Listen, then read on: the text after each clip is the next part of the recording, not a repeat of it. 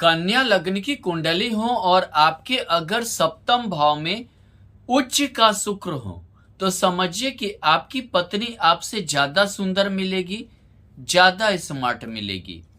अगर आप लड़की हैं तो आपका जो पति होगा आपसे देखने में ज्यादा अच्छा होगा। यहाँ उच्च का शुक्र ज्यादा अट्रैक्टिव जीवन साथी देता है, ज्यादा देखने में सुंदर जीवन साथी देता है। सबसे बड़ी चीज क्या है कि यहां पर जब भी सप्तम भाव में शुक्र रहता है तो सबसे बड़ी चीज क्या है कि जीवन साथी मॉडर्न मिलता है, आधुनिकता पर विश्वास करने वाला मिलता है। या अगर लड़का है तो आधुनिकता पर विश्वास करने वाली मिलती है। दूसरी सबसे बड़ी चीज क्या है कि विवाह के बाद भाग्योदय होता है। भाग्यश होकर यहाँ शुक्र है, लेकिन मार्केश होकर है तो ऐसे में पत्नी से कष्ट भी होता है।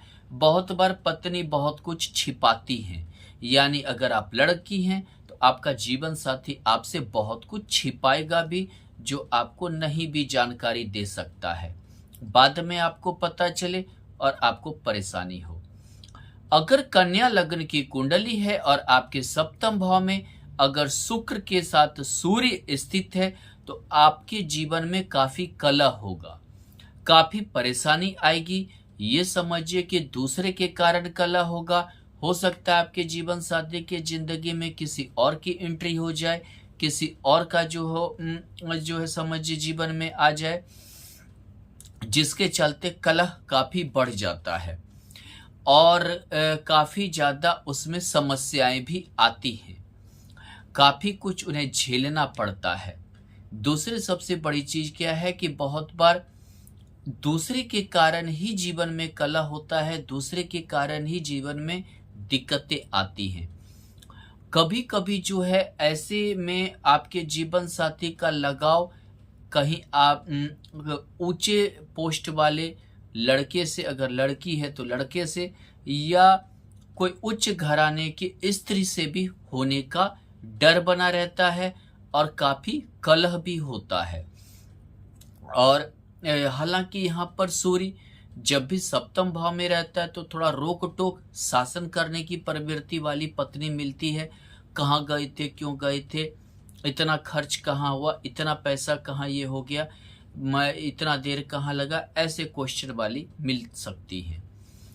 अगर मान लीजिए कि आपकी कन्या लग्न की कुंडली है और सप्तम भाव में अगर शुक्र के साथ चंद्रमा है तो बहुत खर्चीली जीवन साथी मिलती है।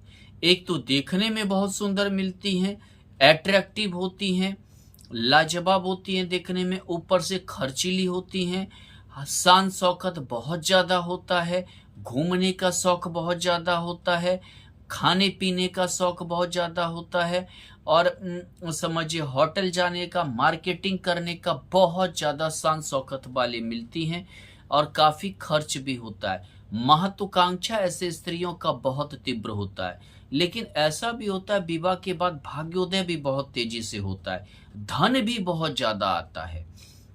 ऐसी बात नहीं है कि सिर्फ खर्च होता है, धन भी बहुत ज्यादा आता है, धन के सोर्स भी बहुत ज्यादा बन जाते हैं। और ये समझिए कि ना धन की कमी होती है, ना समझिए जीवन साथी का खर्च में कोई कमी होता है, यानी कि बहुत अच्छा मतलब कि समझिए कि जिंदगी चलता है। और शुक्र और चंद्रमा बहुत ही शौकीन आधुनिक विचारधारा के बनाते हैं। ये हालांकि पौराणिक दृष्टिकोण से इनके जीवन साथी हर चीज को नहीं देखते हैं और आधुनिकता में बिलीव करते हैं और वर्तमान को अच्छा बनाने की हमेशा कोशिश करते हैं। इन्हें अच्छा घर, अच्छा गाड़ी, अच्छा कपड़ा, अच्छा खाना चाहिए। अगर आपकी कन्या लग्न की कुंडली है और सप्तम भाव में अगर ये शुक्र के साथ अगर मान लीजिए कि मंगल स्थित है तो ये समझिए कि यहाँ पर आपका जीवन साथी आपसे बहुत कुछ छिपाएंगे। हो सकता है कि ऐसे में आपके सिवा अदर से भी रिलेशन, या समझिए कि जिसको बोलते हैं ये मतलब कि अवैध संबंध के योग भी यहाँ मंगल बना सकता है। यहाँ अष्टमेश मंगल हो गया, यानी कि अष्टमेश गुप्त संबंध कहाँ चला गया, सप्तम भाव में, यानी पत्नी के अलावा। तृतीय यश हो गया, हालांकि आप पर बहुत ज्यादा फोकस तो देंगे, लेकिन यानी कि आपका समझिए छोटी छोटी बातों का ख्याल रखना, देख रेख करना, लेकिन कभी कभी जो है किसी और से अवैध संबंध के कारण वैवाहिक जीवन गड़बड़ा जाता है, वैवाहिक जीवन में दिक्कतें आ जाती हैं, वैवाहिक जीवन तकलीफ पूर्ण हो सकता है। और कभी कभी क्या है, लड़के के पक्ष में कभी ऐसा होता है कि ससुराल के पक्ष से ही जो है उन्हें ज्यादा तकलीफें आती हैं, यानी कभी कभी ससुराल पक्ष का भी भार उसे उठाना पड़ता है और उसकी जिंदगी खराब हो जाती है। अगर आपकी कन्या लग्न की कुंडली है और सप्तम भाव में अगर शुक्र के साथ मान लीजिए कि बुध स्थित है, तो ये समझिए कि यहाँ पर जो है पति पत्नी बहुत ही धनी होते हैं और एक ही जैसा काम करने वाले होते हैं। जैसे पत्नी इंजीनियर है तो पति भी इंजीनियर हुआ, पत्नी अगर डॉक्टर है तो पत्नी भी डॉक्टर हुआ, या कोई ऐसा कार्य करते हैं जो एक साथ मिलकर व्यापार या बिजनेस करे, समझदार जीवन साथी मिलता है। यह हालांकि बुध नीच का हुआ, लेकिन शुक्र उच्च का होने के कारण कोई दिक्कत ऐसा नहीं आता है और बौद्धिक स्तर में जीवन साथी बहुत ही मजबूत होते हैं। लग्नेश सप्तमेश का युति के कारण पति पत्नी में अथाह प्रेम होता है, यानी बहुत ज्यादा प्रेम होता है, एक दूसरे से अलग जल्दी नहीं रह सकते हैं, एक जैसा इनके स्वभाव, इनके विचार, इनके हर चीज मेल भी खाते हैं। अगर आपका कन्या लग्न की कुंडली है और सप्तम भाव में अगर शुक्र के साथ मान लीजिए कि गुरु स्थित है, तो शुक्र के साथ अगर गुरु स्थित है तो ये समझिए कि जीवन साथी बहुत ही संस्कारी होगा, हमेशा आध्यात्मिक और जिसको बोलते हैं कि भौतिक बात, दोनों को बैलेंस करने वाले जीवन साथी मिलते हैं। हालांकि यहाँ पर गुरु और शुक्र नमो नारायण योग बनाता है। नमो नारायण योग के कारण क्या है कि रोटी कपड़ा मकान का कभी दिक्कत नहीं होता है। चतुर्थेश होकर चतुर्थ भाव में गुरु का होना, यानी अपना घर द्वार गाड़ी घोड़ा अचल संपत्ति का योग भी गुरु बहुत अच्छा बनाता है। भाग्येश सप्तमेश का युति, व्यापार भी अच्छा चलता है, विवाह के बाद उन्नति भी बहुत ज्यादा होती है और जीवन साथी जैसे जो है काफी संस्कारी, पूजा पाठ करने वाली और समझिए अध्यात्म में बिलीव करने वाली हालांकि मिलती है। आधुनिकता भी रहता है, पूजा पाठ आध्यात्मिक भी रहती हैं, दोनों चीज हालांकि एक मिला जुला असर होता है। लेकिन वैवाहिक जीवन बहुत ही अच्छा चलता है, इन्हें कोई चीज की कमी नहीं होती है। अगर आपका कन्या लग्न की कुंडली है और सप्तम भाव में शुक्र के साथ अगर शनि स्थित है, तो ये समझिए कि आपका जीवन जो है हो सकता है कि कभी कभी आप मतलब आपको किसी बड़ी स्त्री से शादी करना पड़ जाए, अपने से बड़ी लड़की से शादी करना पड़ जाए, अपने से समझिए कि किसी उम्र दराज स्त्री से प्रेम संबंध भी हो जाए, और षष्ठी से यहाँ शनि होने के कारण ये चीज झगड़ा लड़ाई वगैरह में परिवर्तन भी हो जाए। यहाँ पंचमेश होकर यहाँ शनि हो गया, पंचमेश शुक्र के साथ हो गया, यानी कि किसी से प्रेम वगैरह का ऐसा योगदान जीवन में आपका हो जाए, जिसके चलते आपका वैवाहिक जीवन डिस्टर्ब भी हो सकता है, या आप किसी ऐसे स्त्री से विवाह कर लें, ऐसे किसी समझिए कि लड़की से कर लें जो उम्र में बड़ी हो, जिसके कारण कि आपका वैवाहिक जीवन दिक्कत में आ सकता है।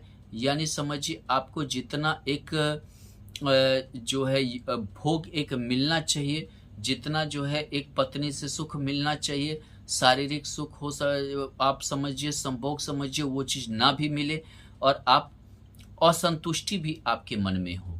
अगर आपका कन्या लग्न की कुंडली है और अगर सप्तम भाव में शुक्र के साथ राहु स्थित है, समझिए आपका अवैध संबंध का ये राहु योग बनाएगा। आपको पत्नी के अलावा किसी और से भी लगाव हो जाएगा।